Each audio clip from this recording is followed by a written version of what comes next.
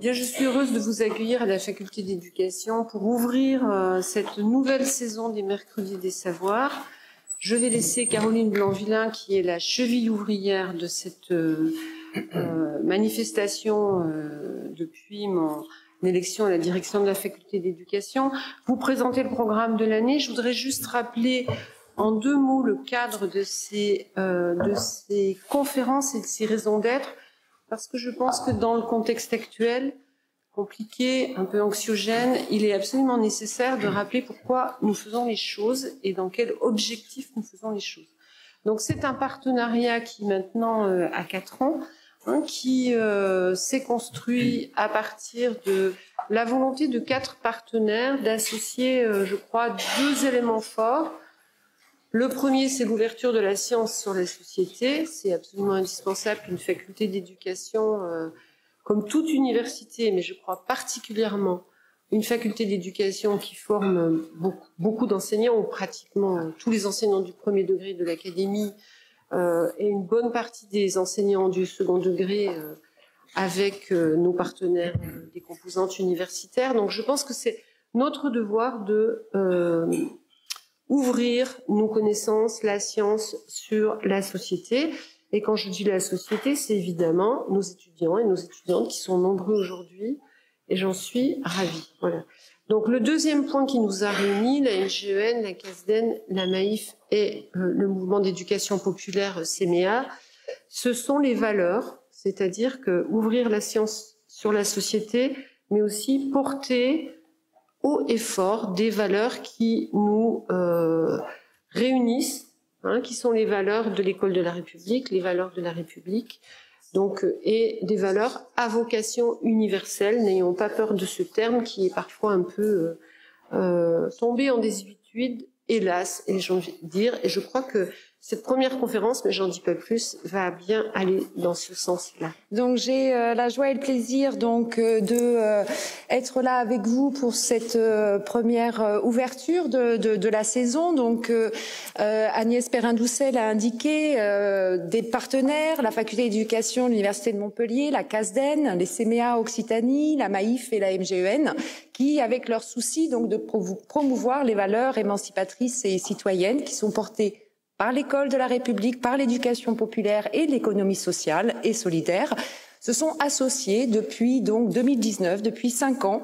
Il y a une nouvelle saison qui nous permet d'interroger les questions éducatives et sociétales lors de conférences débats qui sont, nous l'avons dit, largement ouvertes sur la société et pour ce faire, largement diffusé, puisque nous avons donc le plaisir d'avoir des personnes qui sont en visio, donc qui vont pouvoir assister comme vous en présence à cette première séance.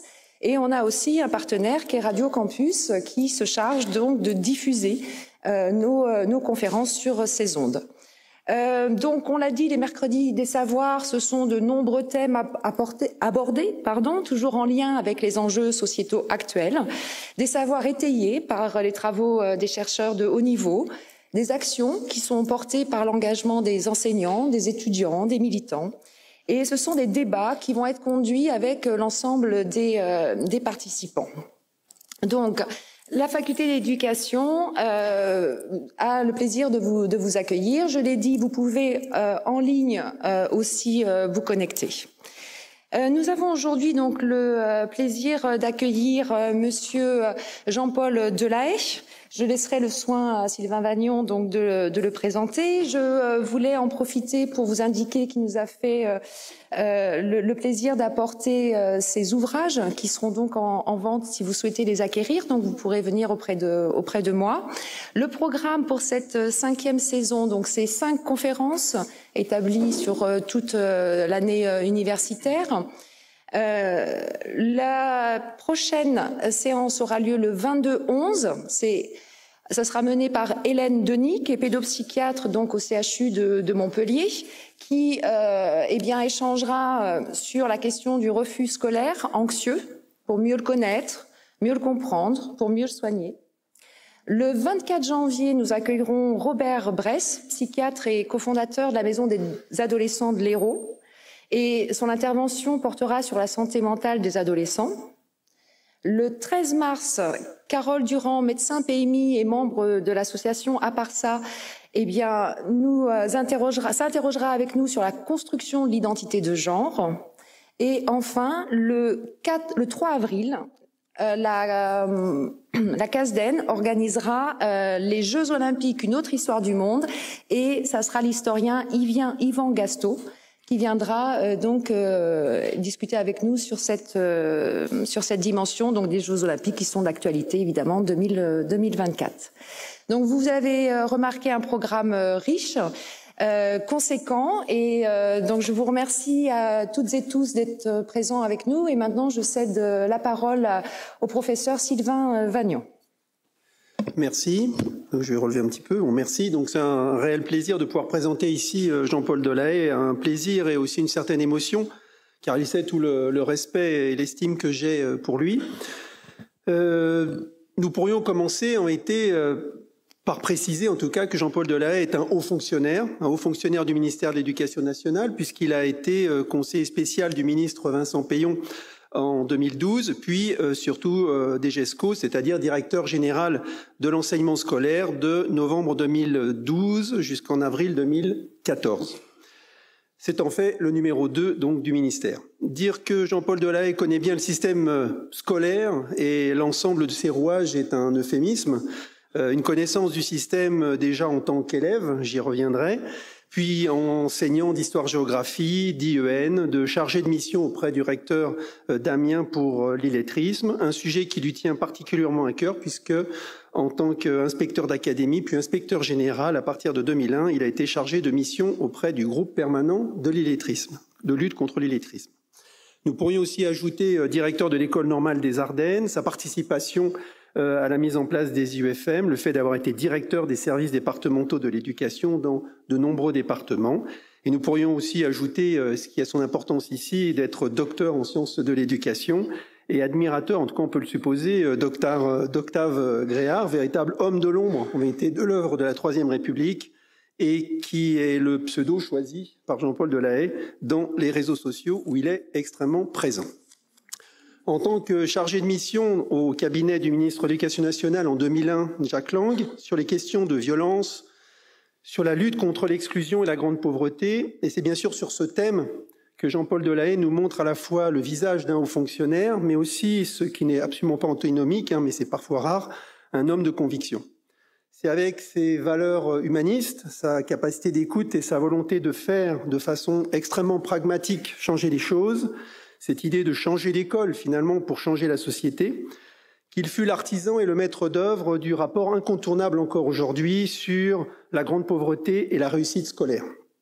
Avec un sous-titre, et nous verrons que les sous-titres ont beaucoup d'importance chez Jean-Paul Delahaye.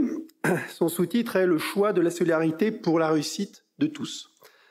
Tous les mots ont leur importance et ce choix, ce devoir de l'école, d'aider en priorité ceux qui sont le plus en difficulté, évidemment une ligne de force de toute l'action de Jean-Paul Delahaye. Cette idée aussi de la priorité de la lutte contre la pauvreté pour l'émancipation individuelle et collective est pour lui non pas simplement une posture, mais il l'incarne. Son ouvrage « L'exception consolante », dont le sous-titre est encore révélateur, puisqu'il s'intitule « Un grain de pauvreté dans la machine », est à la fois l'histoire d'un parcours, de son parcours, le fait qu'il n'oublie pas d'où il vient, qu'il a pu, reprenant un terme qu'il n'appréciera sûrement pas, échapper à son destin, lui l'enfant pauvre de Picardie, devenir une exception consolante du système. C'est un ouvrage extrêmement fort, très puissant, que je vous recommande, qui relie à la fois un itinéraire personnel et une ambition, encore une fois, de changer l'école, qui reste encore aujourd'hui inégalitaire. Son ouvrage de 2017 sur le décrochage scolaire avait aussi un sous-titre important, « Nos parcours singuliers et mobilisation collective, un défi pour l'école », marque la nécessité d'agir pour cette émancipation de toutes et de tous. Et son dernier ouvrage, « L'école n'est pas faite pour les pauvres », poursuit cette réflexion avec comme sous-titre « Pour une école républicaine et fraternelle ». Républicaine et fraternelle, dans la période actuelle sombre, complexe, confuse, où à de nombreux égards et où les lignes de force et la hiérarchie des défis, des enjeux peinent à être énoncées, à être affirmées avec force, la parole évidemment de Jean-Paul Delahaye, à la fois sobre et efficace, ne peut que nous aider. Merci à lui pour sa présence. Bien, merci beaucoup pour cette présentation, pour cet accueil. J'y suis très sensible. Sylvain vient de parler d'une période sombre. Bon, je voudrais simplement, en 2 mots, placer ma conférence de ce soir en ayant une pensée pour notre collègue Dominique Bernard, lâchement assassiné vendredi dernier par un fanatique religieux. Alors, le thème de ce soir, ce que la pauvreté fait à l'école, ce que l'école fait de la pauvreté, effectivement, je vais utiliser trois sources, si vous le voulez bien. Je les ai là sur cette diapositive. Le rapport Grande pauvreté et réussite scolaire que j'ai remis à la ministre Najat Vallaud-Belkacem en mai 2015, dans lequel je décris par le menu ce qu'est aujourd'hui le quotidien des enfants que nous avons dans nos écoles maternelles et élémentaires, des adolescents que nous avons dans nos collèges et les lycées, qui vivent dans des familles qui connaissent la pauvreté. Donc leur quotidien, à la fois familial, social, mais aussi leur quotidien dans notre système éducatif. Et c'est vrai qu'en faisant ce travail, en écrivant ce rapport, je me suis, d'une certaine manière, vu moi-même 60 ans auparavant dans une famille pauvre, comme vous venez de le dire. Ma mère était ouvrière agricole dans le nord de la Somme, au nord d'Abbeville, qui a élevé seule 5 enfants. Et je me suis revu 60 ans auparavant. Alors évidemment, les choses ont évolué en 60 ans, bien sûr, mais il y a quelques invariants de la pauvreté sur lesquels on va s'appesantir dans un instant, qui m'a permis de dire il faut que je raconte ça moi aussi. Donc c'est effectivement le livre Exception consolante. Un mot pour expliquer le titre. Exception consolante, c'est une expression utilisée par Ferdinand Buisson. Vous connaissez sans doute Ferdinand Buisson, le grand collaborateur de Jules Ferry, le véritable fondateur de notre instruction primaire gratuite, obligatoire et laïque, un vrai républicain, mais qui voyait bien que le travail des républicains de la fin 19e était à moitié terminé d'une certaine manière. Ils avaient massifié ou aidé à complètement massifier l'enseignement primaire. Ils voyaient bien ce qu'ils avaient fait comme œuvre, mais ils voyaient bien aussi ce qu'ils n'avaient pas fait, c'est-à-dire démocratiser l'accès à l'enseignement secondaire. Et donc on laissait entrer à la fin 19e dans les lycées, qui étaient encore globalement des lycées napoléoniens. Alors le lycée de la fin 19e, attention, c'est un lycée dans lequel il y a des classes maternelles, il y a des classes élémentaires, il y a des classes de collège et il y a bien sûr des classes de lycée. C'est un système éducatif à part, le lycée, à cette période-là. Il n'est pas gratuit. Le lycée deviendra gratuit que dans les années 1930 en France, on l'oublie ça. Et on y laisse entrer dans ce lycée de bourgeois quelques boursiers, alors, des exceptions. Et comme Ferdinand Buisson avait un peu d'humour, il disait ce sont des exceptions consolantes parce qu'ils nous consolent, nous les nantis, des injustices que nous avons laissées dans la société. Autrement dit, une façon de dire que le travail n'était pas terminé. Et puis effectivement, au moment des élections présidentielles de 2022, j'ai souhaité faire un peu une synthèse de tout cela dans cet ouvrage avec un titre un peu provoquant, « L'école n'est pas faite pour les pauvres », qui était destiné à alimenter le débat en faisant le pari que l'école serait au centre des préoccupations pour l'élection présidentielle. Vous avez vu ce qu'il en a été malheureusement.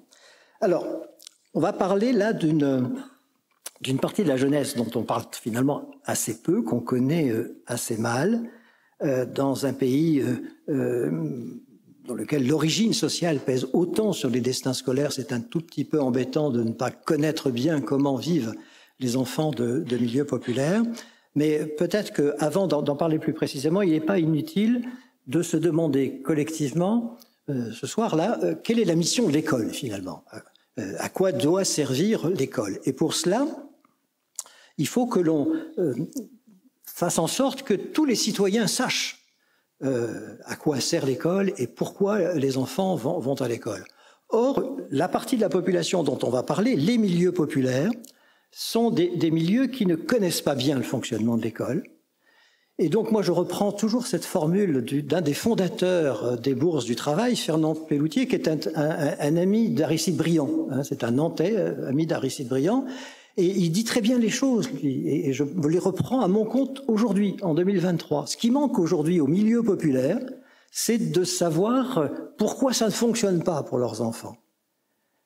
Parce qu'il n'y a aucune fatalité pour que ça ne fonctionne pas pour leurs enfants. Donc c'est un peu ce qu'il dit avec ces mots du 19e siècle, hein, ce qui lui manque à l'ouvrier, c'est la science de son malheur. Je trouve cette expression absolument cruciale, la science de son malheur. Pourquoi? Parce qu'il faut que les milieux populaires sachent contre quoi ils doivent diriger leur coup. Alors il ne s'agit pas évidemment d'engager un combat physique, mais de savoir comment ça fonctionne et contre qui et contre quoi il va falloir agir pour que ça change. Et donc, ce qu'il faut que les milieux populaires sachent aussi, c'est quelle est vraiment la mission que l'on a fixée à l'école si on ne se paye pas de mots. Évidemment, si on jette des propos comme ça en l'air et puis on n'en tient pas compte, c'est pas la peine de s'apesantir là-dessus. Mais si on prend au sérieux ce qui a été dit à un certain moment dans notre système éducatif, et je prends ce moment important qui est le moment du Conseil national de la résistance en 1944. La France n'est pas encore libérée, on est en mars 1944. Et autour d'une table, toutes options politiques, philosophiques confondues, les résistants se mettent autour d'une table aux côtés de Jean Moulin et puis ils écrivent ce à quoi devrait ressembler la France une fois que ce pays sera libéré. Et ils ont un paragraphe tout à fait intéressant sur le système éducatif. Il faut, disent ces résistants, en mars 1944 encore une fois, qu'il y ait la possibilité effective pour tous les enfants français de bénéficier de l'instruction et d'accéder à la culture la plus développée. Accéder à la culture la plus développée, retenez bien cette expression, quelle que soit la situation de fortune de leurs parents, afin que les fonctions les plus hautes soient réellement accessibles à tous ceux qui auront les capacités requises pour les exercer, et que soit ainsi promue une élite véritable, non de naissance, mais de mérite, et constamment renouvelée par les apports populaires. C'est pas la peine de faire de grands discours sur les missions de l'école, elles sont là, les missions de l'école fixées, encore une fois, en 1944, et je ne sache pas que ces missions aient été reniées depuis, au moins dans les principes et dans ce que l'on peut écrire dans les différentes lois. Donc, vous voyez bien les deux niveaux. Il faut d'abord une culture la plus développée possible pour tous, et après, parce que les résistants de 1944 ne sont pas contre une élite. Il faut bien qu'il y ait une élite qui dirige le pays, à condition qu'on se dise une élite pourquoi faire. Et ça, c'est peut-être ce qu'on verra dans le débat tout à l'heure. Et deuxième niveau, donc cette élite, mais cette élite doit être renouvelée constamment par les apports populaires. Autrement dit, il ne faut pas qu'une élite s'enferme sur elle-même. Ça, c'est notre projet politique fondamental sur l'école. Qu'en est-il aujourd'hui ? Alors, c'est pas la peine de faire de longs discours. Je vous projette maintenant un graphique où vous voyez avec deux couleurs. La couleur bleue, ce sont les enfants d'ouvriers. Et en couleur orange, ce sont les enfants de cadre supérieur. Et vous avez, se déployant tout sur l'axe horizontal, du collège jusqu'à l'école normale supérieure, ce qui arrive aux enfants du peuple au fur et à mesure que l'on s'élève dans la scolarité. Et c'est encore une fois, c'est visible comme le nez au milieu de la figure, il y a une disparition progressive, constante, des enfants du peuple au fur et à mesure que l'on s'élève dans la hiérarchie scolaire. Et encore, je vous ai épargné Polytechnique, j'ai mis juste l'école normale supérieure là, parce qu'à Polytechnique, il n'y a plus rien en tant qu'enfant d'ouvrier. La couleur bleue a complètement disparu. C'est ça le système éducatif français aujourd'hui. Et on est un peu loin, évidemment, du beau projet du Conseil national de la résistance.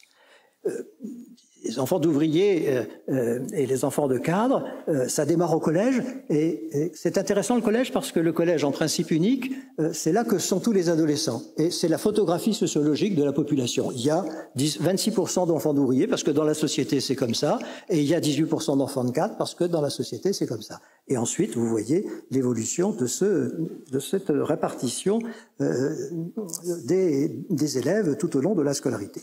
Pas la peine, je crois, de s'apesantir longtemps là-dessus. Je crois qu'on a tous bien compris l'état de notre système éducatif, avec donc, et revenons au projet du Conseil national de la résistance, avec une élite dont on ne peut pas dire aujourd'hui qu'elle est constamment renouvelée par les apports populaires. On a plutôt une élite qui s'est refermée sur elle-même, qui se autocloner d'une certaine manière, hein, de génération en génération. Et donc on est plutôt dans une héritocratie, là je reprends le mot de Paul Pasquali, le sociologue, plutôt que dans une méritocratie, parce que si on était vraiment dans une méritocratie, ça permettrait quand même de s'interroger pourquoi est-ce que les enfants du peuple ne parviennent pas à l'école normale supérieure? Est-ce que leur cerveau serait moins méritant que le cerveau des enfants de cadre? Évidemment, c'est pas de cela dont il est question, on est plutôt du côté d'une héritocratie. Et donc c'est un vrai problème ça, et c'est là-dessus que je veux commencer, parce que nous sommes prévenus depuis Condorcet. Depuis Condorcet, 1791, son premier mémoire sur l'instruction publique, Condorcet nous le dit, attention, lorsque la confection des lois, lorsque les travaux d'administration, la fonction de juger deviennent des professions particulières réservées à ceux qui s'y sont préparés par des études propres à chacune, alors on ne peut plus dire qu'il règne une véritable liberté. Il se forme nécessairement dans une nation une espèce d'aristocratie, non de talent et de lumière, mais de profession. Le pays le plus libre est celui où un plus grand nombre de fonctions publiques peuvent être exercées par ceux qui n'ont reçu qu'une instruction commune. Et instruction commune, ça nous renvoie à 1944, les résistants, la culture la plus élevée pour tous. Et donc, tant qu'on n'a pas cette culture la plus élevée pour tous, on a une élite qui n'est pas une élite de talent, mais plutôt de profession, d'héritage, d'une certaine manière. Voilà, le décor est planté. Alors, ces jeunes dont on va parler ce soir, combien sont-ils? Ça, c'est très documenté. Vous savez peut-être pas, mais quand à l'échelle internationale, on considère qu'une famille, un citoyen, une citoyenne est pauvre quand il dispose de moins de 60% du revenu médian pour vivre par mois. Et donc 60%, le seuil de pauvreté donc à 60% en France, c'est vivre avec moins de 1128 € par mois et par personne. Nous sommes donc 9 millions, il y a 9 millions de citoyennes et citoyens qui sont dans ces situations-là.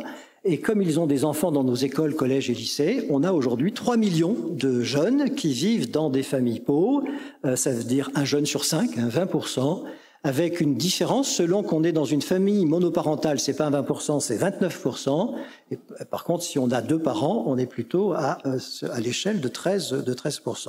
Et puis si on fait un zoom sur ce qu'est la grande pauvreté, donc une pauvreté à 50% du revenu médian, voire 40% du revenu médian, on est à 5 millions de citoyens, et comme ils ont des enfants, on est aujourd'hui à 1,6 million de jeunes connaissant la grande pauvreté dans leur environnement familial. C'est 12% de nos effectifs. Quand j'ai fait mon rapport en 2015, on était à 10%. Donc cette proportion-là est en train de monter. Qu'est-ce que cela veut dire quand on est un écolier, un collégien et lycéen vivant dans cette situation? Et là, j'ai repris l'expression de Guillaume Leblanc, là encore un sociologue, qui dit que les pauvres sont des éprouvés. Alors, ils sont des éprouvés pourquoi? Ils sont des éprouvés d'abord parce qu'ils sont constamment en pauvreté de biens et de conditions de vie. On a des enfants, des adolescents qui vivent dans des familles où la privation est le lot quotidien. Des restrictions de consommation, des retards de paiement, des surendettements, une dépendance aux allocations. J'en parle dans mon livre. Moi, ma mère me demandait les 2 ou 3 de chaque mois, en début de mois donc, d'aller à l'entrée du village guetter le facteur. Alors ça ne parle pas aux jeunes que vous êtes, là je m'adresse à nos futurs collègues. Attendre le facteur, ça voulait dire quoi? Ça voulait dire regarder combien de temps le facteur allait rester dans des familles où il y avait des enfants. Et si le facteur restait longtemps dans des familles où il y avait des enfants, ça veut dire qu'il y allait pour autre chose que simplement donner une lettre. Ça veut dire qu'il avait dans sa sacoche les billets de banque, parce que c'est comme ça que ça se faisait à l'époque. On payait les allocations familiales en billets de banque, en liquide, famille par famille. Et donc, je revenais très vite chez moi pour dire, voilà, bonne nouvelle, on va avoir les allocations et on va pouvoir aller payer les crédits qu'on avait chez l'épicière. Pauvreté aussi de liens.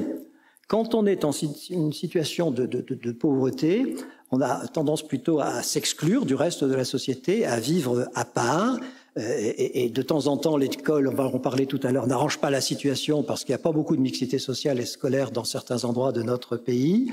On participe assez peu à la vie en société, on a tendance à se sentir inutile, on va moins en vacances, on reçoit moins d'amis. C'est ça aussi être pauvre, c'est pas seulement manquer d'argent, c'est ce que j'appelle la pauvreté de liens. Ce sont des jeunes qui parfois ont des difficultés pour se nourrir. Là, je vous livre une enquête du Secours populaire récente de l'année dernière qui a montré que 11% des Français n'avaient pas pu payer la cantine de leur enfant dans les 6 derniers mois.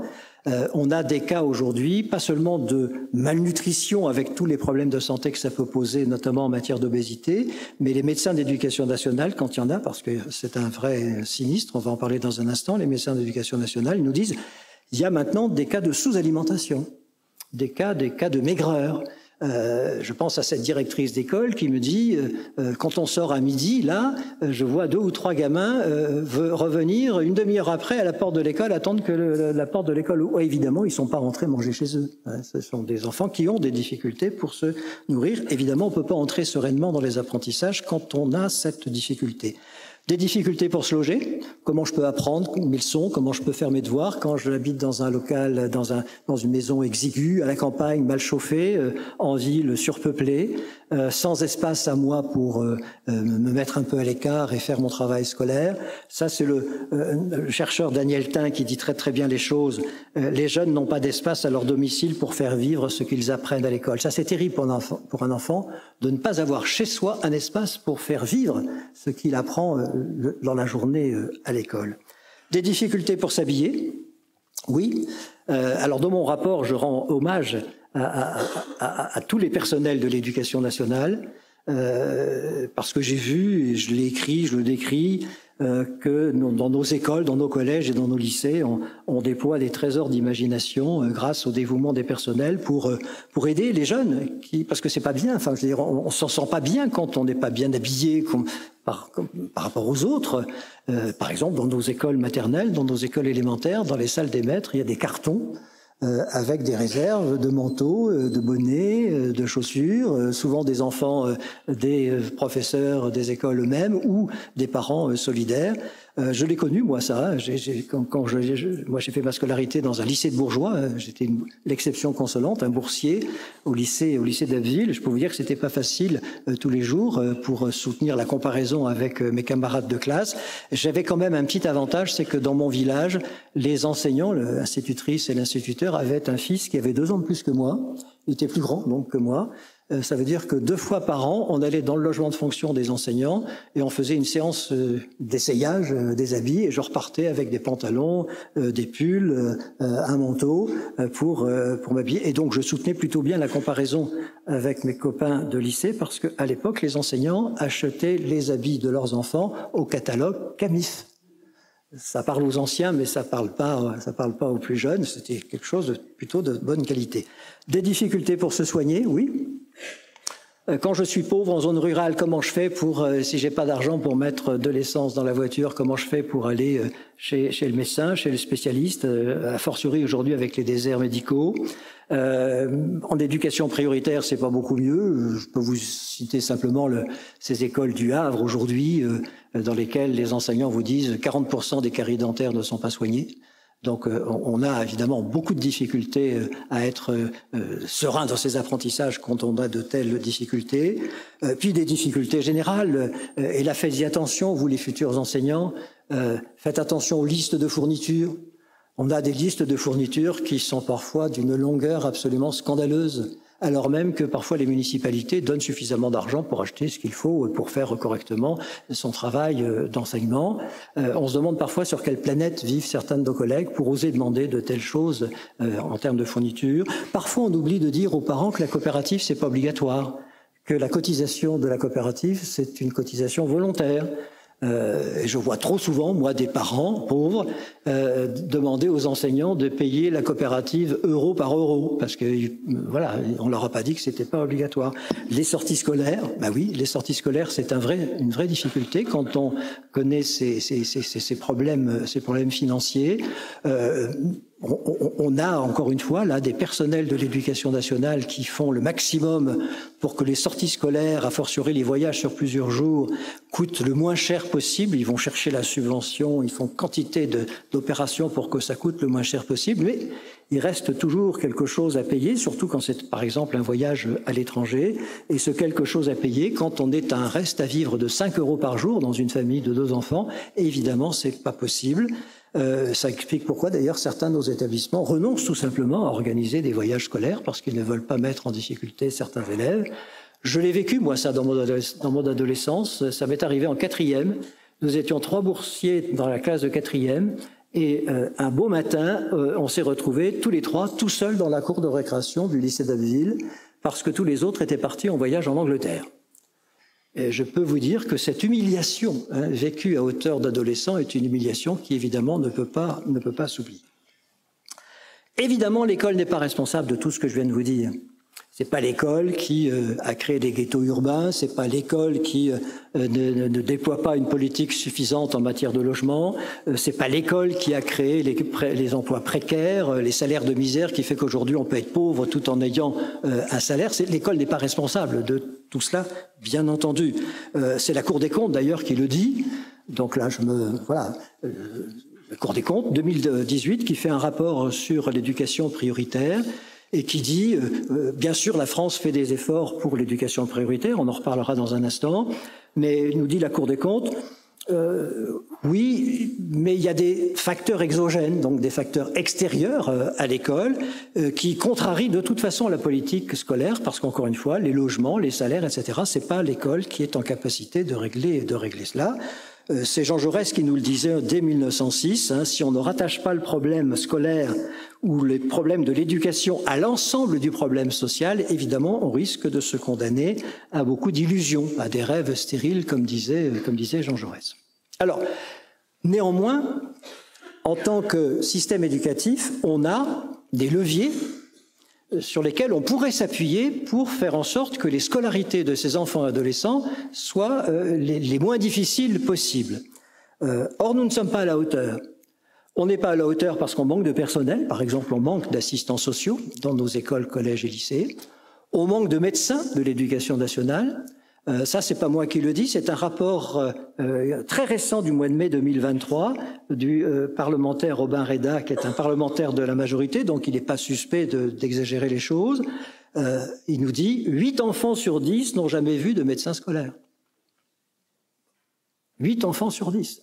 On a une médecine scolaire complètement sinistrée, on a en principe 1500 postes. Il n'y a que 800 médecins sur ces 1500 postes. Pourquoi? Parce que comme c'est un métier très mal payé, on a du mal à trouver des médecins volontaires pour venir travailler dans l'éducation nationale. On a aussi des bourses pour aider à la scolarité. Dans le second degré, il n'y a pas de bourse dans le premier degré. On a des bourses dans les collèges, on a des bourses dans les lycées, mais leur montant est insuffisant. Quand j'ai fait mon rapport en 2015, j'ai mis en évidence que la bourse maximum pour un élève de collège, bourse maximum pour un élève le plus pauvre, c'était 360 €. Je fais toujours un petit silence après. Par an. Eh oui, il y a toujours ces réactions après. Par an. 360 € par an, 180 jours de classe, faites la division, ça fait 2 € par jour, ça paye même pas l'entrée à la restauration scolaire. Alors, suite à mon rapport, la bourse a été augmentée de 25%, mais 25% pas beaucoup, ça continue à faire pas beaucoup. Aujourd'hui, la bourse maximum d'un collégien, c'est 450 € par an. Ça a été revalorisé donc suite à mon rapport en 2016. Ça a à nouveau été revalorisé en 2022, mais on n'est évidemment pas à la hauteur. Au-delà du montant de la bourse insuffisant, le problème, c'est de faire le dossier pour avoir la bourse. Et on a un taux de non-accès à la bourse, à ce droit fondamental, qui est trop important dans notre pays, parce qu'on n'accompagne pas suffisamment les familles populaires pour remplir le dossier, rassembler les pièces justificatives. Tout ça, c'est extrêmement compliqué. Et alors, depuis 4 ans, c'est encore plus compliqué, parce qu'on a eu la bonne idée de numériser tout cela, comme si tous les citoyennes et citoyens avaient un ordinateur, avaient une connexion Internet et pouvaient numériser l'avis d'imposition, etc. Enfin, c'est une catastrophe monumentale et on a augmenté le taux de non-accès à ce droit fondamental qui est la bourse. Puisque la bourse n'est pas suffisante, et ça c'est Ségolène Royal et Claude Allègre à la fin des années 90 qui ont créé ce système-là, on a des fonds sociaux. Des fonds sociaux, c'est de l'argent qu'on donne aux établissements scolaires pour acheter la tenue de sport, pour payer l'accès à la restauration scolaire, pour payer le complément qui reste à payer pour la sortie scolaire. Donc c'est de l'argent très utile, sauf que ces fonds sociaux ont toujours été, depuis 20 ans, une variable d'ajustement budgétaire au ministère de l'Éducation nationale. Alors, en tant qu'ancien directeur général de l'enseignement scolaire, quand je suis arrivé en 2012, j'ai soulevé le capot, j'ai regardé comment ça fonctionnait et j'ai découvert que de 2002 à 2012, on avait divisé par 2 les fonds sociaux. C'est-à-dire on avait pris dans la poche des pauvres pour faire les fins de mois du ministère de l'Éducation nationale pour servir à autre chose, sans doute très utile, mais c'était quand même de l'argent des fonds sociaux. Pillé, on a pillé les fonds sociaux pendant cette période-là. On les a à nouveau multipliés par 2 de 2013 à 2017. Ils ont été à nouveau divisés par 2 en 2020, ce qui m'a valu une polémique avec le ministre de l'époque. Ils ont été quand même augmentés en 2021, 2022, 2023, et apparemment pour 2024, ils seraient à nouveau en légère baisse. Bref, ça pose un problème quand même, parce que si ça interroge notre pays, touché à 5 minutes du programme de terminale scientifique. Et vous avez immédiatement tous les journaux de 20 heures mobilisés parce que ça devient une catastrophe nationale. Prenez dans la poche des pauvres pour diminuer les fonds sociaux, aucune pétition, aucune manifestation, pas de grève, il se passe strictement rien. Alors, si on entre un peu plus dans le pédagogique et qu'on voit ce qui peut se passer quand on est un enfant connaissant la pauvreté, quand on est devant son cahier de texte le soir et qu'on a des leçons à apprendre et du travail à faire.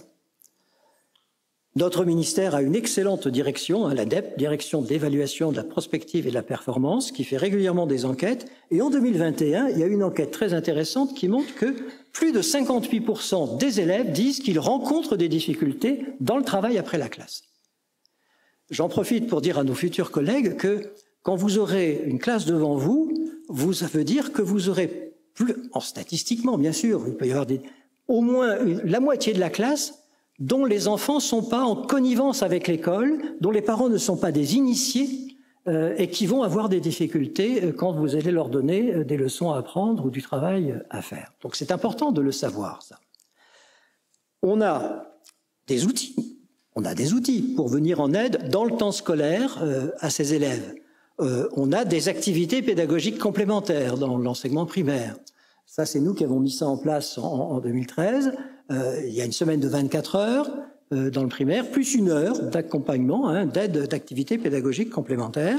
Sauf que ces aides, cette heure-là, est en train de s'effilocher. Elle sert complètement à autre chose dans certains cas et certainement pas pour aider les élèves à faire leurs devoirs. On a de l'accompagnement personnalisé en collège et lycée, c'est la même chose. On est infichu de trouver dans l'emploi du temps des plages suffisantes pour faire les 3 heures d'accompagnement personnalisé qui devrait y avoir en 6e. Elles n'y sont pratiquement jamais. Donc on n'est pas à la hauteur là dans le temps scolaire.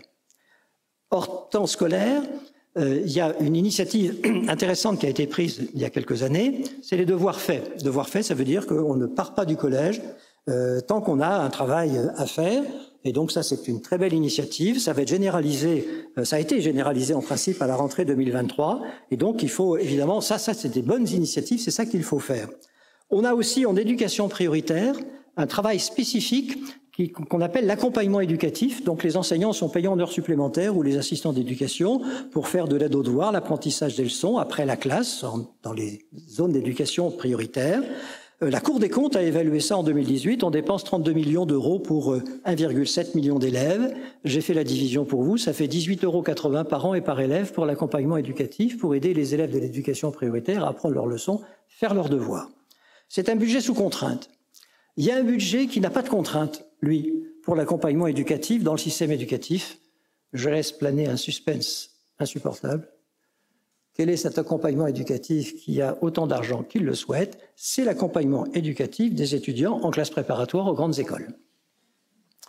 En classe préparatoire aux grandes écoles, vous avez des heures qu'on appelle des heures de colle, qui sont des heures très privilégiées où 1, 2 étudiants, 3 grand maximum, sont avec un seul professeur chevronné, très compétent, triés sur le volet et on prépare les concours. Donc on fait de l'accompagnement éducatif là.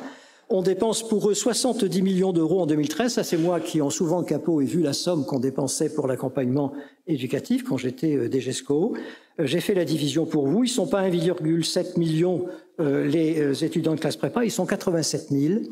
Et donc la division fait qu'on dépense pour eux 843 euros pour eux, pour cet accompagnement éducatif, c'est-à-dire exactement 45 fois plus que pour un élève de l'éducation prioritaire. Vous commencez à voir pourquoi l'école n'est pas faite pour les pauvres?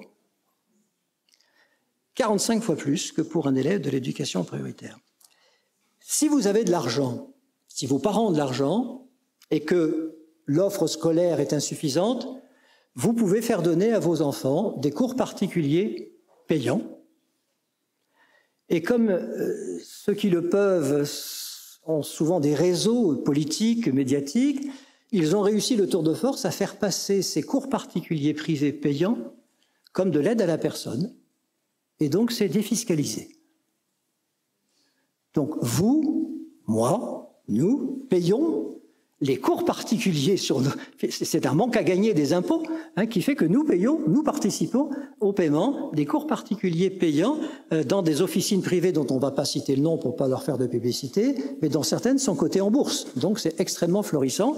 J'ai fait faire l'évaluation en 2015 et on est très en dessous aujourd'hui en 2023, mais ça coûte à la nation, cette défiscalisation des cours particuliers, 300 millions d'euros. C'est-à-dire exactement 10 fois plus que l'accompagnement éducatif en éducation prioritaire. Nous savons trouver 300 millions d'euros de défiscalisation, nous ne savons pas les trouver pour les enfants d'éducation prioritaire, ce qui m'amène à dire avec mon mauvais esprit que qui sont les assistés? Qui sont les assistés? Est-ce qu'il n'y a pas de la part d'une partie de la population une forme de prédation, le mot est fort mais je l'assume, prédation budgétaire, une sorte d'accaparement aussi budgétaire au profit de leurs enfants. Il se trouve aussi que, puisqu'on parle du budget, on peut se demander si nous dépensons correctement l'argent compte tenu des besoins et des priorités. Vous avez entendu parler des évaluations PISA des jeunes Français tous les 3 ans, quand ils ont 15 ans, et c'est une évaluation qui a lieu dans l'ensemble des pays de l'OCDE, et vous avez entendu dire que ces jeunes de 15 ans, certains s'en tirent très très bien dans la population française, ce sont 50% ont un très très bon niveau, mais 30% ont un niveau très insuffisant et sont massivement issus des milieux populaires, sauf que c'est pas à 15 ans qu'on découvre qu'ils ont des difficultés. C'est évidemment très tôt dans la scolarité. Et donc, est-ce que nous dépensons correctement l'argent de la nation dans l'éducation nationale? La réponse est non, puisque nous dépensons moins que les autres pays européens ou OCDE pour notre école primaire, 6% de moins, mais nous dépensons beaucoup plus que les autres pour notre lycée. Autrement dit, nous sommes un pays qui marche sur la tête, on dépense beaucoup plus pour la fin de la scolarité et que pour le début de la scolarité. Ce qui fait que nous avons, dans nos écoles maternelles, dans nos écoles élémentaires et dans le collège, donc la scolarité obligatoire, nous sommes le pays où les effectifs dans les classes sont les plus importants en Europe. C'est un problème pour tous les enfants, c'est un problème spécialement pour les enfants de milieu populaire qui ont besoin d'avoir des effectifs allégés, qui ont besoin d'avoir devant eux des enseignants disponibles. Et on n'est pas disponible quand on a 30 élèves dans sa classe en collège, on est disponible quand on a un petit peu plus de 20, pas plus. Et donc là, on a un vrai sujet de répartition, de changement de la répartition du budget d'éducation nationale au profit donc de cette priorité qui est le début de la scolarité. Ce qu'on sait aussi, c'est que quand on regarde la manière dont le budget est dépensé, j'ai parlé il y a un instant de l'éducation prioritaire, restons un instant sur l'éducation prioritaire, ça fait... Évidemment, on ne découvre pas qu'il y a des parties de notre territoire qui ont plus de difficultés que d'autres. On ne découvre pas qu'il y a des parties de la population qui sont plus en difficulté que d'autres. Et en 1981, vous avez dû voir ça dans votre formation, on a décidé, François Mitterrand, Alain Savary, ont décidé de créer l'éducation prioritaire. C'est-à-dire que dans des zones du territoire où il y a particulièrement des difficultés, on va donner le plus de moyens.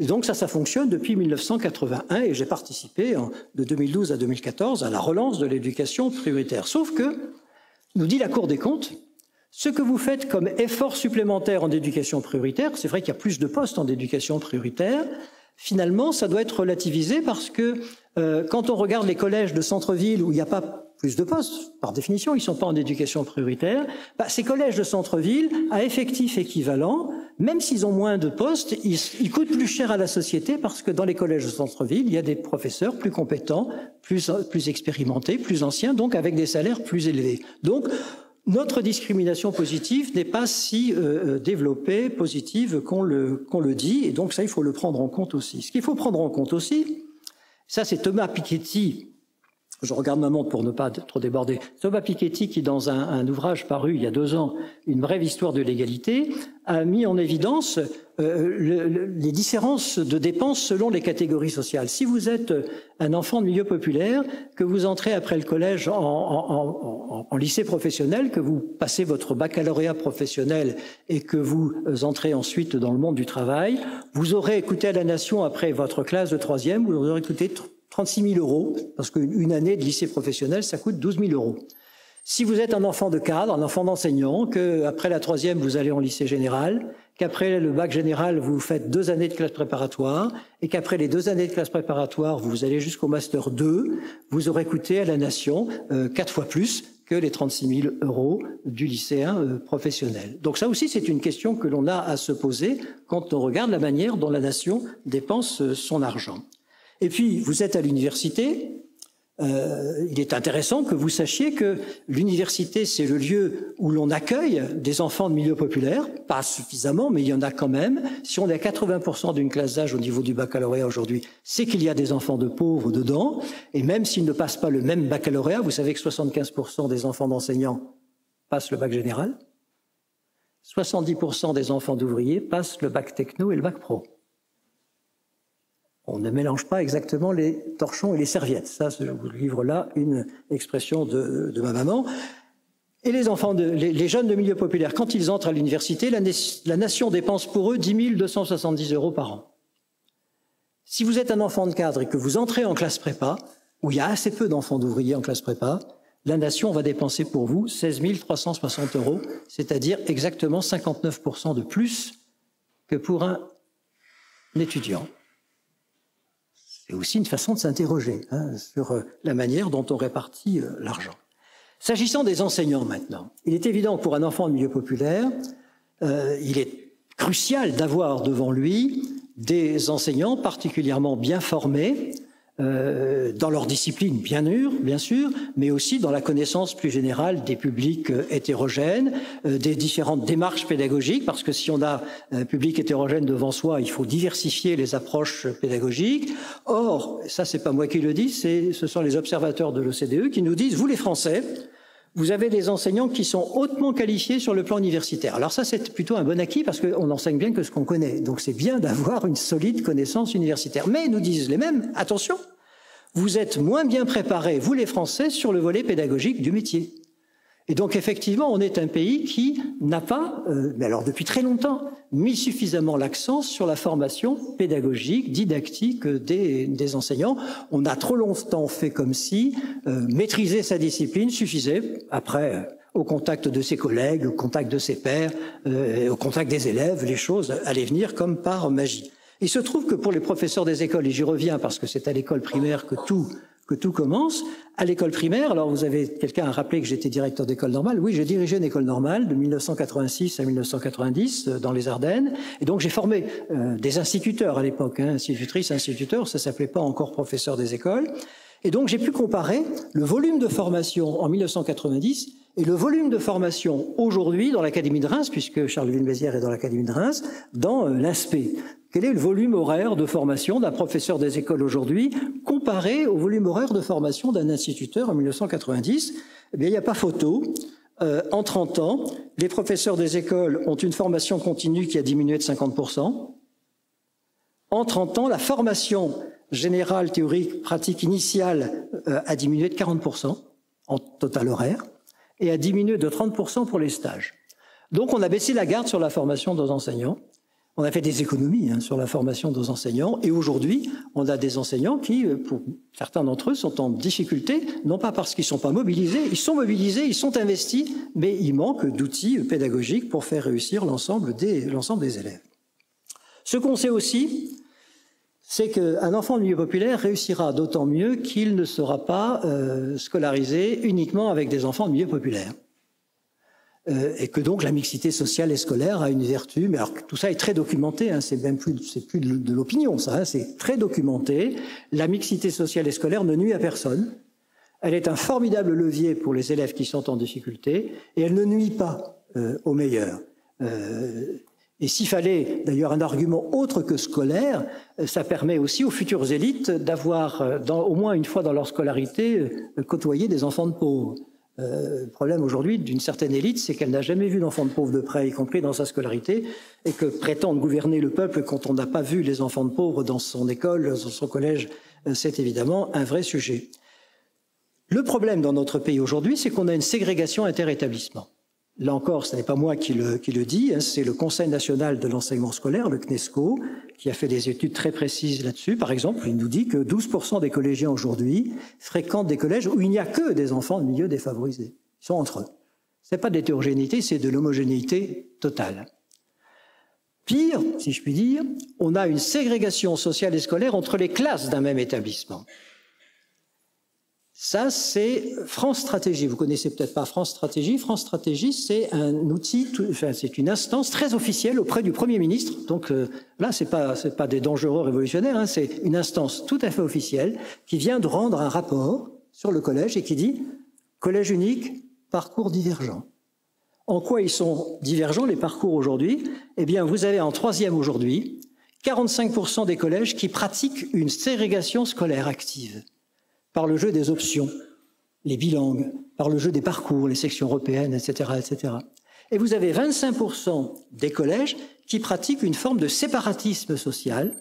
Alors là, c'est fort, mais oui, c'est fort parce qu'en plus, c'est illégal. C'est des classes de niveau. C'est totalement illégal. Mais vous avez encore un quart des collèges qui pratiquent ce genre de choses.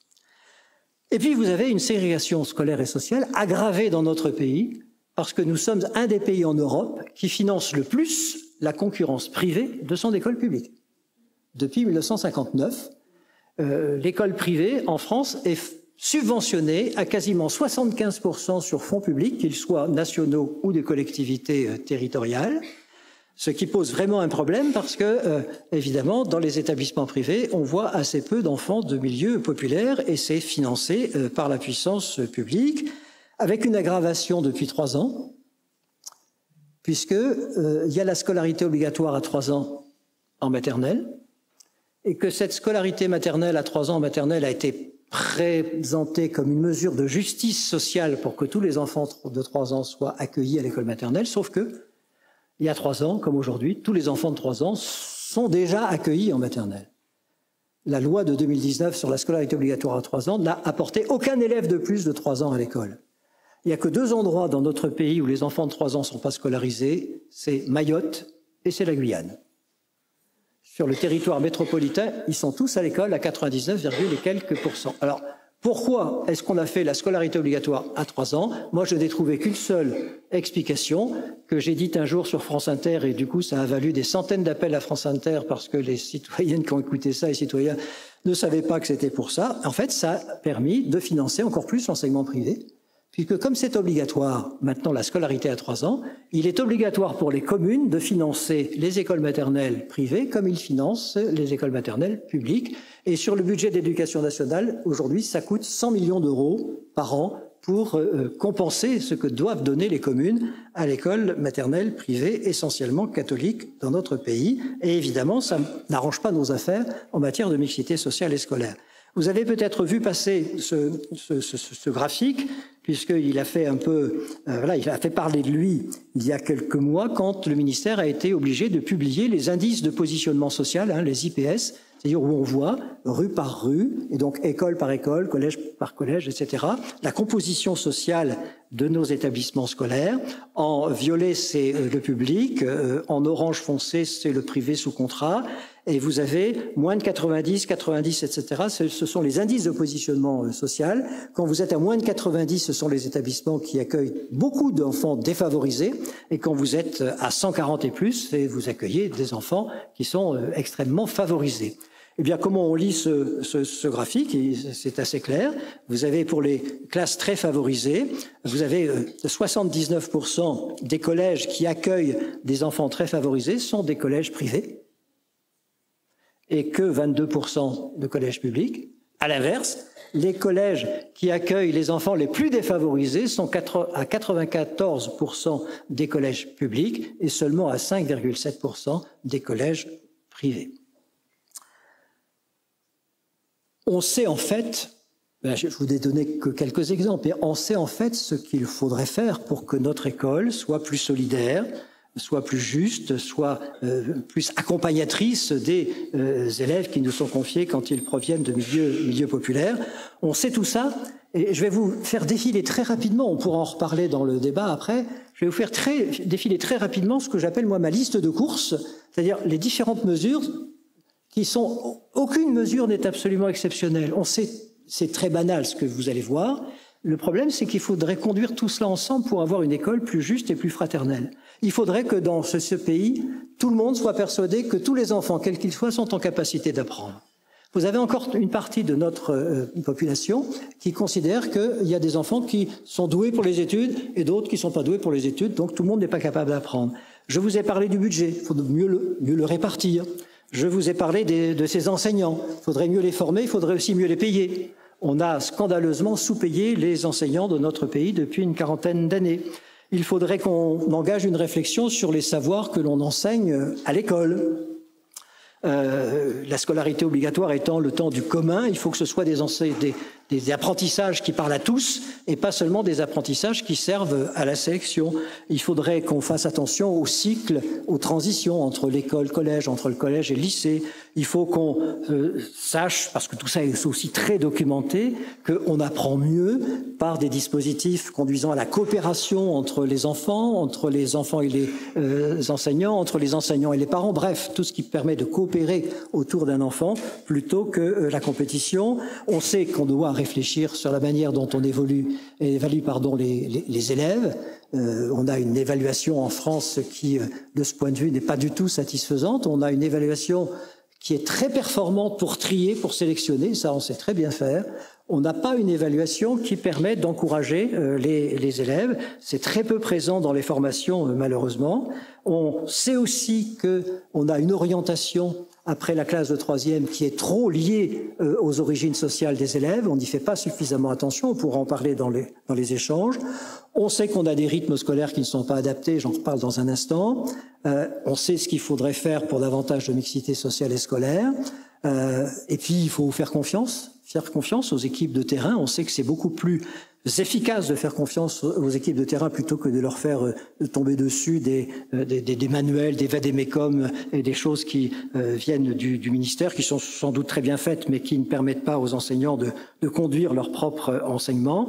Et puis, on sait bien sûr qu'il faut travailler en coéducation, travailler avec les autres, notamment avec les parents d'élèves. Bref, ce que je suis en train de vous dire n'est pas exceptionnel, il n'y a rien d'absolument renversant d'originalité. Donc la question qu'on peut se poser, c'est pourquoi on le fait pas? On le fait pas suffisamment en tout cas, parce que le problème de la scolarité des enfants en milieu populaire, c'est pas une question de technique, d'approche pédagogique, ça existe, mais c'est pas le fond du problème. Le fond du problème, c'est que c'est une question politique. C'est une question politique. Et il faut se poser un certain nombre de questions entre citoyennes et citoyens. Et là, je ne m'adresse pas seulement aux enseignants ou aux futurs enseignants. Est-ce qu'on vise l'intérêt général ou l'intérêt particulier?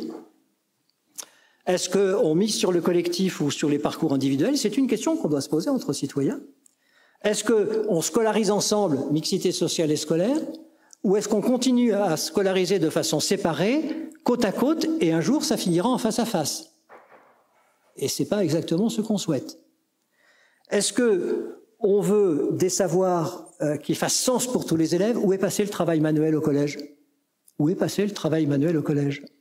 On l'a sorti du collège, le travail manuel, parce que c'est pas utile quand on va en seconde générale. Ah oui, mais il y a des enfants de milieu populaire qui ont besoin de cette approche pratique pour accéder à l'abstraction. Virer tout cela depuis des dizaines d'années. Donc, on n'a pas des savoirs aujourd'hui qui fassent sens pour tous les élèves. On a au contraire des disciplines qu'on empile les unes sur les autres, qui se disputent les meilleurs coefficients au bac pour servir à la sélection.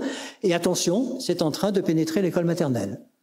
On a des textes récents sur l'école maternelle qui ont tendance à repousser, à anticiper d'une certaine manière, à l'école maternelle dès la grande section, des évaluations qui vont permettre de trier et de sélectionner de façon précoce. Et ça, c'est évidemment mortifère pour les enfants de milieu populaire.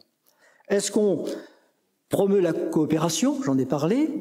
Ou est-ce qu'on favorise la compétition? Petite anecdote, là, en 2 minutes.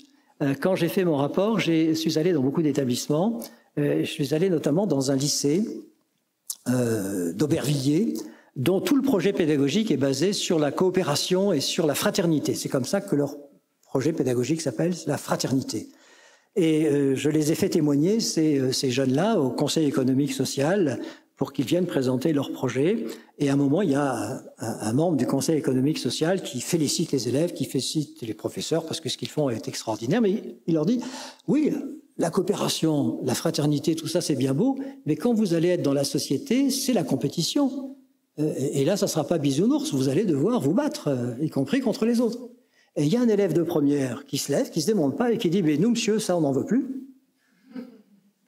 Ça veut dire que derrière le choix que vous faites, une école de la culture pour tous ou une école qui fracture, vous avez forcément un choix de société derrière. Et selon l'option pédagogique que vous choisissez, vous n'aurez pas le même citoyen à l'arrivée. Et donc c'est pour ça que je dis que c'est un choix politique, cette réussite scolaire pour l'ensemble du plus grand nombre. Le problème, et je termine par là, c'est que ces inégalités qui sont à l'œuvre dans notre système éducatif ne nuisent pas à tout le monde. Et que vous avez une partie de nos concitoyennes et concitoyens dont les enfants réussissent bien à l'école telle qu'elle est aujourd'hui et qui n'ont pas envie que ça change. Ils n'ont absolument pas envie que ça change pour préserver les places pour leurs enfants. Et on peut prendre l'exemple des rythmes scolaires en primaire. Je vais terminer par là. Les rythmes scolaires en primaire. Regardez ce magnifique tableau. La France peut difficilement faire plus mal. Nous avons un nombre d'heures annuelles, 864 heures, qui est parmi les plus élevés. Il n'y a que l'Italie qui a 890, tous les autres ont moins que nous. Donc ce n'est pas le nombre d'heures qui manque, au contraire, on en a même un peu trop. Mais on réussit l'exploit à concentrer cet horaire gigantesque en un minimum de jours, 144. Regardez les autres. Ce qui fait qu'on a les journées scolaires les plus lourdes, 6 heures, alors que les autres sont à 4 heures, voire 3 heures. Comment voulez-vous qu'un jeune de milieu populaire, aujourd'hui, avec la semaine de 4 jours, s'en sorte? C'est pas possible. Parce qu'ils sont où les enfants de milieu populaire, de maternelle et d'élémentaire, le mercredi quand ils sont pas à l'école, avec la semaine de 4 jours? Ils sont pas au conservatoire, ils sont pas au Poney Club, ils sont pas à Academia en train de recevoir des cours particuliers, privés, payants, défiscalisés. Donc, la matinée de classe qui manque aujourd'hui est une catastrophe pour les enfants de milieu populaire. Alors, quand je dis ça, évidemment, je suis très impopulaire à l'égard des enseignants, qui eux disent la semaine de 4 jours, c'est très bien. Je suis très impopulaire auprès des parents de classe moyenne et de classe favorisée qui disent vous nous embêtez avec cette matinée de classe supplémentaire, nous, nos enfants, ils sont conservatoires. Et puis, je suis très impopulaire auprès des collectivités locales parce qu'une matinée de classe en moins, c'est du chauffage en moins, c'est de la cantine en moins, etc. Enfin, tout le monde, tous les adultes, ils trouvent leur compte dans cette affaire, mais pas les enfants. Et certainement pas les enfants de milieu populaire. Ce qui est assez lamentable dans cette affaire, c'est que on sait que c'est pas bien. L'Académie de médecine en 2010, je pourrais vous mettre des tonnes de documents, mais l'Académie de médecine, si on met l'enfant au centre de la réflexion, j'ai mis en rouge là, parce que oui, si on met l'enfant au centre, évidemment, si les adultes sont au centre, on oublie. Mais si on met l'enfant au centre, la journée scolaire devrait être améliorée, avec des journées de pas plus de 5 heures, etc. Et là où je veux en venir, c'est que les milieux populaires sont parfaitement conscients de cela. Ils ne sont pas idiots, ils voient bien ce qu'on est en train de faire. Parce que le ministère lui-même et cette fameuse direction, là, l'ADEP, a fait une enquête en juin 2017, a demandé aux parents, qu'est-ce que vous préférez, vous les parents? Est-ce que vous préférez 4 jours ou 4 jours et demi? Regardez la réponse. Les parents les plus favorables à la semaine de 4 jours sont les parents des classes moyennes et favorisées. Tiens. Ah. Et pour la semaine de 4 jours et demi, les opinions positives l'emportent quand la personne de référence du ménage est ouvrier non qualifié ou inactif, 65%. Ils ne se trompent pas, les familles populaires. C'est à l'école que leur enfant doit être. S'il n'y a que l'école pour émanciper. C'est pas en dehors de l'école que ça se fera. Si on avait 3 raisons, encore une fois entre citoyennes et citoyens, de produire cet effort pour la réussite scolaire de tous les enfants, et si on était bassement matériel, d'abord, c'est une question de survie pour notre économie. C'est-à-dire que tous les économistes, de quelque école d'économie qu'ils se trouvent, disent « attention, les inégalités, ça freine la croissance ». Donc si on veut rester un peu compétitif à l'échelle mondiale, on n'a pas trop de solutions, il faut diminuer les inégalités. Deuxièmement, pour les jeunes eux-mêmes, dont les parcours scolaires sont des suites d'échecs, d'humiliations, on ne peut pas imaginer un instant que ça ne laisse pas de traces dans les esprits. Et que ça crée de grandes frustrations, que ça crée de grands mécontentements, parfois de grandes colères. Regardez cette citation de Marie Durubella qui, effectivement, ce fatalisme fait baisser les bras d'une partie de la population. Et puis une troisième raison, attention à notre pacte républicain, parce que celles et ceux de concitoyennes et concitoyens qui pensent, plutôt à raison qu'à tort, que leurs enfants n'ont pas eu les mêmes droits que les autres dans la scolarité, ne vont pas accepter longtemps d'avoir les mêmes devoirs que les autres. Et donc ça, un pacte républicain, c'est un équilibre entre les droits et les devoirs. Et donc là, il faut qu'on y fasse collectivement extrêmement attention. Tout est dit dès la première ligne de notre Constitution de 1958, que nous avons repris avec Vincent Peillon dans la Charte de la laïcité. Ceux qui ont déjà vu la Charte de la laïcité reconnaissent peut-être la charte graphique de la Charte de la laïcité. C'est l'article 1er de la Charte de la laïcité, où nous avons repris l'article 1er de la Constitution. La France est une république indivisible, laïque, démocratique et sociale. Tout est dit dans cette phrase-là. La France est une république indivisible. Le mot indivisible comprend 2 idées. Dans indivisible, il y a l'idée qu'on est plusieurs. Sinon, on ne serait pas indivisible. On est plusieurs. On est différents. On a des origines différentes. On a des origines sociales, politiques, philosophiques, ethniques différentes. On est divers. On a une diversité qu'il faut évidemment accepter. Et on l'accepte d'autant plus qu'il y a une deuxième idée dans indivisible, c'est qu'il faut qu'on reste unis. C'est pour ça qu'on est indivisible aussi. Il faut qu'on reste unis. Diversité, unité. C'est Fernand Braudel, le grand historien, qui disait « La France, ce sont des Frances différentes qui ont été cousues ensemble ». Magnifique formule, mais pour qu'on reste cousus ensemble, il faut qu'on ait cette unité qui, précisément, va nous empêcher d'éclater en communautés indépendantes les unes des autres, un peu comme les pays anglo-saxons. Nous, il n'y a pas de communautarisme dans la République française parce que nous sommes une République indivisible. Sauf que c'est compliqué. Diversité, unité, c'est très compliqué à faire tenir ensemble. Les constituants nous donnent la recette. Il faut qu'on s'y tienne. Si vous voulez rester une République indivisible, il faut que cette République soit en même temps laïque, démocratique et sociale. Je vous remercie de votre attention. Merci beaucoup Jean-Paul Delahaye. Je pense que ça ne se passe de commentaires, c'est tellement édifiant. À la fois vos textes, c'est Exception consolante qui nous a amené à échanger à nouveau après notre dialogue sur la fraternité et qui m'a donné envie de vous inviter. Et puis finalement, votre essai, si on peut dire les choses comme ça, éclaire scientifiquement votre autobiographie. Moi, j'aimerais vous poser une question. Alors, c'est la littéraire là qui va parler ce lien entre l'autobiographie, qui a quand même, qui est un texte avec beaucoup d'humilité, parce que quand on a été au plus haut niveau de l'État et aux fonctionnaires évoquer cette question, je pense que ça ne doit pas être simple de prendre cette décision. Donc j'aimerais savoir, si c'est pas indiscret évidemment, mais ce qui dans votre action politique, puisqu'on voit bien que dans votre discours, c'est un discours d'action politique et il a sa place dans une faculté d'éducation qui forme des enseignants. Cette question du politique est importante. Voilà, qu'est-ce qui vous a amené à vous livrer comme ça, de façon quand même relativement intime? Effectivement, c'est toujours un exercice délicat de parler de soi. Effectivement, on entre dans l'intime. Ce qui m'a décidé à le faire, c'est à la fois mon rapport de 2015, mais ce que j'ai vécu quand je suis arrivé au ministère de l'Éducation nationale. Alors, je connais bien le ministère de la cave au grenier, mais j'y suis arrivé en 2012 à un poste particulier qui était conseiller spécial du ministre. Vincent Payon, et puis après en étant directeur général de l'enseignement scolaire. Et là, j'ai côtoyé d'autres personnes. J'ai côtoyé des hauts fonctionnaires, d'autres hauts fonctionnaires, tous très compétents, bien entendu, mais qui n'avaient pas exactement la même origine sociale que moi. Et quand on a tenu la première réunion de cabinet avec Vincent Payon, il y avait voilà, ces hauts fonctionnaires qui avaient tous fait les grandes écoles, hein, et moi, petit enfant d'Abbeville, voilà. Mais c'est quand même moi qui conduisais la réunion. Le ministre l'a présidé, bien entendu. Il m'a tout de suite laissé la parole en tant que son conseiller spécial, c'est-à-dire celui qui aide le ministre à conduire sa politique pédagogique. Et j'ai posé 2 questions à l'ensemble du cabinet autour de moi, où il y avait encore une fois quelques hauts fonctionnaires, énarques, etc. Pourquoi on est là? Alors là, j'ai vu des yeux interrogatifs. Et deuxième question, pour qui on est là? Pour quels élèves, pour quels enfants on est là? Et là, j'ai vu dans les regards qu'on n'était pas exactement dans le même monde, et qu'il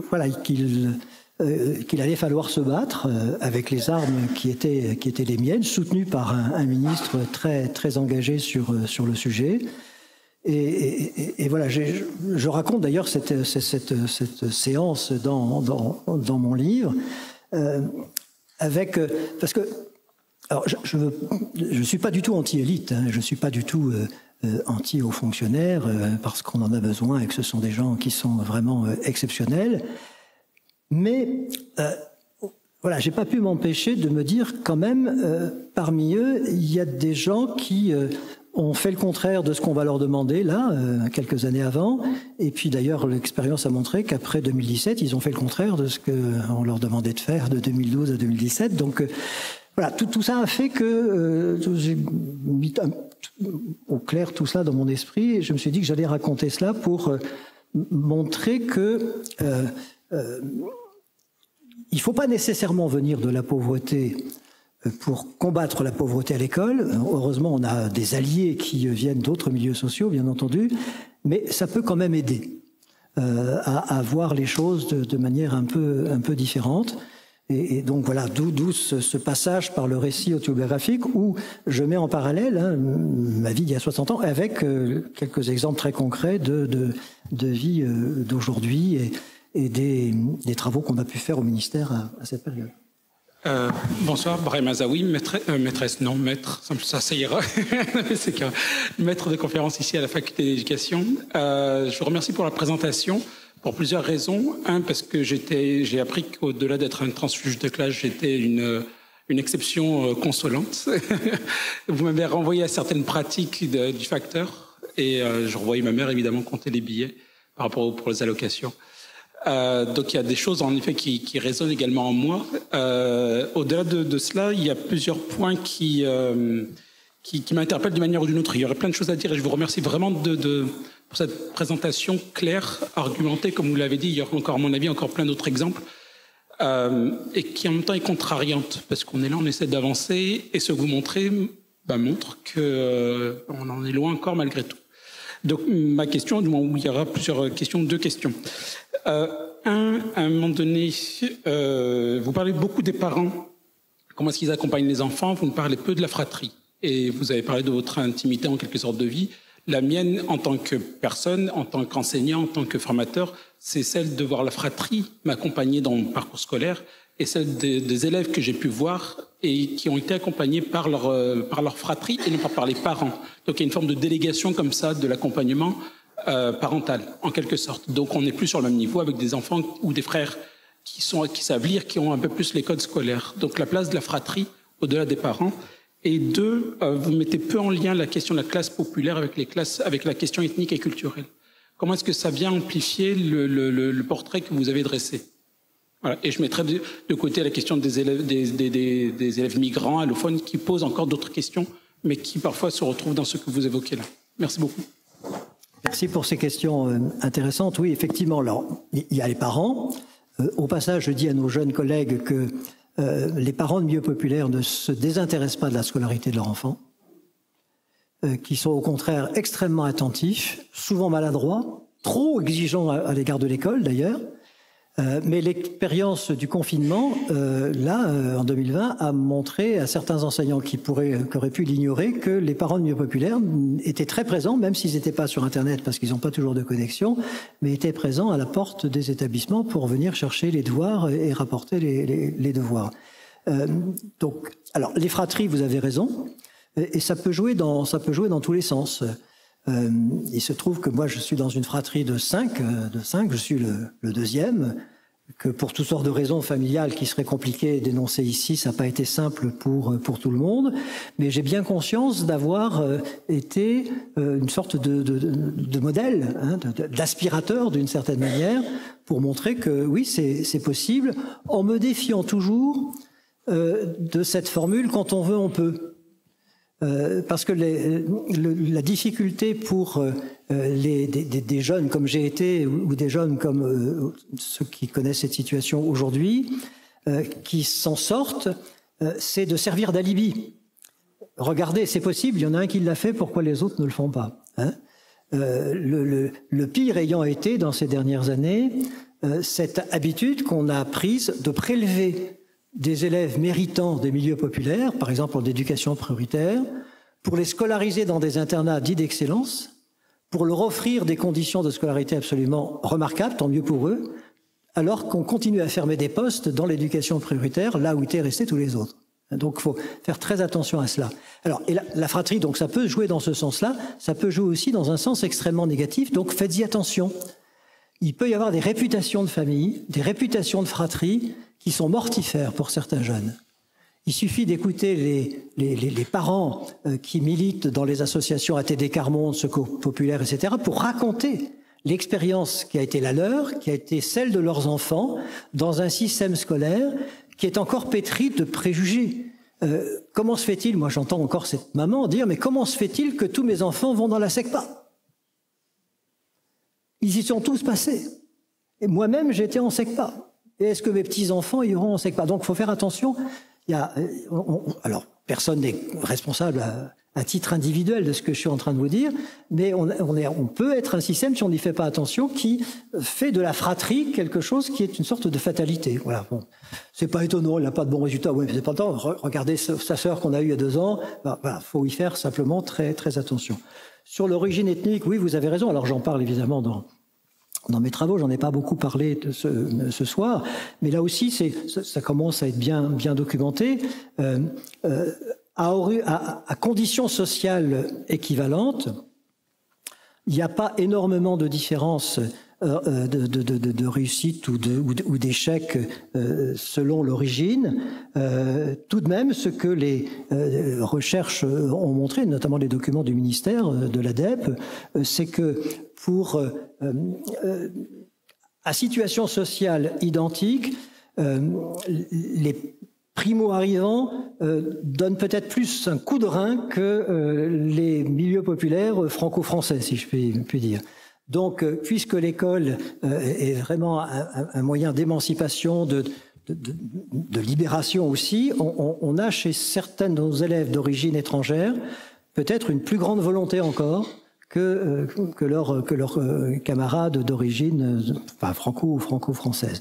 Sinon, c'est plus l'origine sociale, les conditions sociales qui sont déterminantes pour la scolarité que l'origine ethnique. Voilà. Un enfant de diplomate n'a pas beaucoup de problèmes à l'école. Oui, bonjour. Donc, je suis aussi formatrice dans la maison. Très heureuse que vous ayez pu venir faire cette présentation et témoigner de votre parcours pour nos étudiants futurs professeurs des écoles. Alors quand même, quand on vous écoute, on se dit que la situation est un peu sombre, hein, on a un petit peu de mal à trouver de l'espoir, surtout quand on lit votre liste des courses et qu'on la compare au récent discours de notre ministre de l'Éducation actuelle. Donc j'aimerais bien, je vais essayer de poser une question, je crains qu'elle ne nous apporte pas non plus par la réponse d'espoir, mais j'essaie quand même. Je voudrais savoir si, avec le bagage sociologique que vous avez, vous considérez que le parcours que vous avez pu vivre pourrait se reproduire. Autrement dit, est-ce qu'il pourrait y avoir un Jean-Paul Delahaye II qui ferait sa scolarité aujourd'hui dans le contexte actuel avec le fonctionnement du système éducatif actuel et puis toutes les données que vous avez citées en partie, hein, mais autrement dit, est-ce que bon, on sait que la situation ne s'est pas vraiment améliorée depuis les années 60, mais peut-être qu'on peut croire quand même à des parcours individuels, à la singularité des parcours. Bref, est-ce qu'on peut avoir un peu d'espoir que ce que vous avez vécu puisse se reproduire? Merci. L'espoir, on l'a si on est lucide. Si on mesure les difficultés, si on mesure les forces de résistance à l'œuvre dans le système éducatif, on peut avoir de l'espoir parce que comme on identifie bien l'adversaire, on a plus de chances de le combattre, bien entendu. Alors, est-ce qu'un parcours comme le mien serait encore possible aujourd'hui? Moi, j'ai commencé ma carrière comme professeur d'histoire-géographie.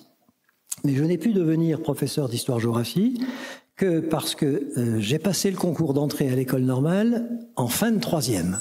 Alors ça, je vous parle d'un temps que vous ne pouvez pas connaître. Hein. Il fut un temps où on passait le concours d'entrée à l'école normale pour être institutrice, instituteur après la troisième. Et moi, ça a été ma chance. Ma chance, ça a été d'entrer dans un cursus scolaire totalement gratuit. L'école normale prenait tout en charge, absolument tout en charge, alors qu'en tant que boursier au lycée, il y avait encore des choses à payer, mais là, tout était pris en charge. Donc, une sorte de pré-recrutement. Ma mère a signé un engagement décennal. Il fallait que je serve l'école pendant 10 ans, une fois sorti de l'école normale, pour rembourser en quelque sorte la dette que je contractais à l'égard de la société. Donc, ce que je suis en train de vous dire, c'est que puisque ces dispositifs de pré-recrutement aidant les étudiants de milieu populaire à se préparer à l'enseignement ont disparu, effectivement, j'aurais sans doute plus de difficultés aujourd'hui à accéder à un Master 2 pour passer le concours. Ça, j'en ai parfaitement conscience. Et c'est parce qu'on en avait conscience, parce qu'on en a conscience que depuis 30 ans, 40 ans, on réfléchit dans notre pays à concevoir des parcours de pré-recrutement pour aider les étudiants de milieu populaire à accéder au concours de recrutement. On s'y essayait avec Vincent Payon pour créer ces emplois d'avenir professeurs. Bon, là, on est encore à la recherche d'un dispositif de pré-recrutement. Je pense que pour les professeurs des écoles, l'étape à conduire d'abord, c'est sans doute d'avancer le concours de recrutement à la fin de la licence. Parce que pour avoir 2 vraies années de stagiaires payés, conduisant au master bien entendu, mais pour pouvoir ensuite être enseignant. Donc voilà, je réponds comme ça à votre question. Je suis pas pessimiste, parce qu'encore une fois, depuis 40 ans, l'école française n'est pas restée inerte. Il y a eu un immense travail qui a été fait. Encore une fois, on ne serait pas à 80% d'une classe d'âge au niveau du baccalauréat aujourd'hui s'il n'y avait pas eu cette immense démocratisation, pas seulement quantitative, mais qualitative aussi, de la scolarité. Même si c'est encore très clivé, baccalauréat professionnel pour les uns, baccalauréat général pour les autres, il y a quand même plus de jeunes aujourd'hui de milieu populaire qui accèdent à l'enseignement supérieur. Il faut simplement y veiller. Petite parenthèse, pour nos bacheliers professionnels, alors c'est pas votre sujet puisque vous préparez au professorat des écoles, mais il n'est pas inintéressant que vous sachiez ce qui est en train de se passer dans le lycée professionnel. Aujourd'hui, un bachelier professionnel, en principe, son diplôme, c'est de l'insertion professionnelle. C'est pour ça que ça a été conçu, c'est pour aller travailler. Mais on a de plus en plus de bacheliers professionnels, et c'est parfaitement normal, veulent continuer des études supérieures. Sauf que, compte tenu de leur scolarité, il est évident qu'il faut faire très attention à la manière dont on les fait entrer dans l'enseignement supérieur. Il y a une voie d'accès possible, c'est le BTS. Vous avez vu tout à l'heure sur mon graphique, dans le BTS, on a quelques jeunes bacheliers professionnels qui arrivent à s'en sortir, pour peu qu'en BTS, on les accueille de façon différenciée et qu'on prépare bien cet accueil. Mais depuis 2019, une mesure a été prise de réforme de l'enseignement professionnel qui a visé à supprimer des dizaines d'heures d'enseignement général dans l'enseignement professionnel. Personne n'en a parlé, hein. Personne n'en a parlé. Moins de français, moins de maths, moins d'histoire-géographie, moins d'enseignement moral et civique. Bon. Autrement dit, vous allez avoir des jeunes bacheliers professionnels qui, s'ils veulent entrer en BTS maintenant, vont avoir plus de difficultés parce qu'ils ont un enseignement général affaibli. Un peu comme si dans notre pays, certains avaient estimé que pour être ouvrier, c'était pas nécessaire de penser et qu'on pouvait diminuer l'enseignement général. En 2010, on a supprimé 1 heure d'histoire-géographie en terminale. Tollé. Le président François Hollande, qui est élu en 2012, il rétablit l'heure d'enseignement général. En 2020, on supprime un peu de maths en terminale scientifique. Tollé. Le ministre Jean-Michel Blanquer et le président Macron rétablissent les mathématiques en terminale. Vous supprimez des dizaines d'heures en lycée professionnel, il ne se passe rien dans ce pays. Maintenant, ce n'est pas là que sont les enfants des journalistes, des femmes et des hommes politiques. Moi, je veux juste ajouter quelque chose sur l'enseignement professionnel. C'est dommage que Éric Favard ne soit pas là, parce qu'il c'est un de mes adjoints qui est en cours là actuellement. On est une des rares facultés d'éducation, ou INSPE, qui a encore une formation enseignement général pour le lycée professionnel, lettres, histoire et langue. Et c'est un coût de formation important puisqu'on a très peu d'étudiants. Donc c'est aussi ça, c'est-à-dire que il me semble que cette partie-là passe aussi par ça. À savoir ce volume comptable, c'est comme la formation. Il y a des étudiants, peut-être des sites, la formation sur un site comme le site de Mende ou sur le site de Carcassonne, qui sont des sites éloignés avec des petites cohortes. C'est aussi ça, les choix politiques pour permettre d'avancer. Peut-être que c'était une des forces, effectivement, de l'école normale au niveau de la troisième. C'était aussi sa répartition territoriale et le maillage que ça avait installé. Donc je pense que ça fait partie de nos réflexions qui montrent qu'il y a encore des petites poches de résistance sur ces questions et qu'il faut vraiment pas les lâcher parce que effectivement, c'est problématique. Alors, les enseignants sont évidemment n'en sont pas responsables, mais c'est vrai qu'ils proviennent assez peu maintenant sociologiquement des milieux populaires. Pour la raison qu'on vient de dire, c'est que pour aller à Master 2, il faut déjà avoir un certain nombre de moyens financiers. Et donc, ce qu'il faudrait, c'est que dans leur formation initiale, formation continue, on les prépare à être devant des publics extrêmement diversifiés, pour ne pas commettre de contresens, de maladresse à l'égard des familles populaires et de leurs enfants. Donc ça, il faut le faire. Je me souviens de ce principal de collège, c'était à Melun, qui, de façon très intelligente, parce qu'il avait un turnover 50% de nouveaux profs chaque année, donc et des professeurs qui n'étaient absolument pas adaptés a priori à l'enseignement en zone d'éducation prioritaire, parce que sociologiquement ils n'en viennent pas. Et il a eu une idée géniale. Les 2 premiers jours de l'année scolaire, il envoie les nouveaux professeurs dans les cités. Rencontrer les associations, rencontrer les élus, rencontrer les parents. Pendant 2 jours, ils font un vrai travail d'immersion, de connaissance. Et il me dit, après, c'est plus exactement les mêmes contacts quand ils sont dans leur classe avec les élèves, parce qu'ils ont vu où ils habitaient, comment ils vivaient, non pas pour abaisser le niveau, certainement pas, mais pour maintenir un niveau d'exigence très élevé, mais en adaptant les approches pédagogiques compte tenu de ce qu'ils savent, de la manière dont vivent les élèves. Plutôt une remarque. Je voulais vous remercier de cet échange, de ce débat, parce que moi je suis enseignante, enfin on est quelques collègues à être présents ce soir dans le 1er degré, et je comprends ce que tu disais quand tu disais il y a un pessimisme ambiant, enfin on a l'impression d'être des Don Quichotte au quotidien. Je pense que vous devriez, que dans le cas de nos animations pédagogiques, on devrait avoir ces temps aussi de réflexion. On est systématiquement dans l'action, très peu de temps de réflexion, et tout le discours en fait culpabilisateur sur les enseignants, comme quoi on ferait mal ou pas assez, ou on fait passer d'heures, enfin trop d'heures en peu de jours. Enfin, je pense qu'il faut recadrer et voir aussi les enjeux politiques qui se cachent derrière. Il faut arrêter de faire culpabiliser les enseignants, de faire culpabiliser aussi les parents en disant les devoirs ne sont pas faits, comment ça se fait qu'il ne se couche pas tôt votre enfant, quand on se rend compte aussi du lieu, enfin de leur vie. C'est déjà des petits êtres qui sont beaucoup abîmés. Et quand on a ce regard-là sur ces enfants et qu'on connaît leur histoire, je pense que ça évite certains malentendus. Après, j'entends aussi ce que tu dis sur le problème de la non-mixité. Elle est d'autant plus importante dans certains quartiers où il n'y a même pas de mixité ethnique. Et c'est là où c'est effrayant. Cette France qui doit être normalement celle de tous, avec pluriel, comme vous le disiez si juste, on n'en est pas encore là aujourd'hui.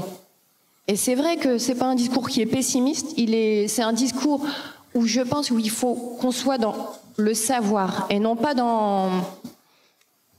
Il faut qu'on le sache, qu'on ait ses biais en tête, qu'on soit armé politiquement, parce que concrètement sur le terrain, c'est sûr que très vite, sinon on tombe dans un certain désespoir, en salle des maîtres, non mais concrètement, on peut être vite fatigable en se disant mais c'est impossible, c'est trop compliqué, de toute façon il ne comprend rien, ça fait 6 ans qu'il est à l'école mais il parle même pas français. Enfin, je pense qu'on se trompe, on peut se tromper quand on est trop découragé. Et la dernière chose que je voulais vous dire, c'est que c'est important, je pense aussi qu'il y ait ces temps d'échange fac, premier degré,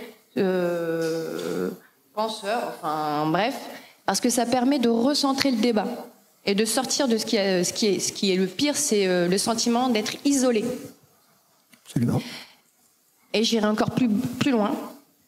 Quand on voit un peu l'école d'aujourd'hui, à quel point elle est compétitive et qu'elle a été instrumentalisée aussi via les évaluations nationales qui sont aujourd'hui utilisées à d'autres fins qu'elles devraient être, en disant, parce que la phrase qui m'a étonnée beaucoup, c'est ce qui lui manque à l'ouvrier, c'est la science de son malheur. Eh ben chez nous, on est en REP+, en éducation prioritaire, le malheur de nos élèves, c'est qu'ils sachent très vite qu'ils sont déjà en échec. En CP, quand on leur remet leurs évaluations nationales, ils connaissent déjà le sentiment d'échec. Mais à part ça, moi je suis très optimiste. Non mais concrètement, et moi je crois en l'école.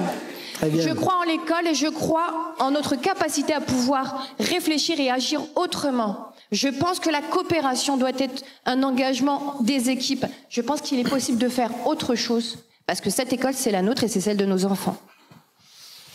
Très bien.